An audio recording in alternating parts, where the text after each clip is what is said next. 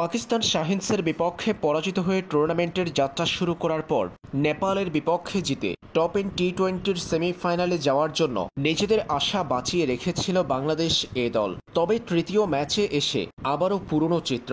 কাজী নুরুল হাসান সোহানের দল এবার পরাজিত হয়েছে পার্থের বিপক্ষে। ব্যাটিং বিপর্যয়ে ১২৩ রানে থামে বাংলাদেশের ইনিংস। টপ অর্ডার থেকে শুরু করে মিডল অর্ডার কোনো জায়গাতেই ভালো ব্যাটিং করতে পারেনি বাংলাদেশের ব্যাটাররা। শেষ অংশে আফিফ হোসেন ধ্রুব ৪২ রান করলে সেটাতে ভর করে বাংলাদেশ পেয়েছে ১২৩ রানের সংগ্রহ। বাংলাদেশের দেয়া ১২৪ রানের টার্গেট পার্থ তাড়া করেছে ১৮ ওভারেই। জুনিয়র টাইগারদের পরাজয় ৫ উইকেটের ব্যবধানে। এই হারের মধ্য দিয়ে সেমিতে যাওয়ার পথটা কঠিন করে ফেলেছে বাংলাদেশ।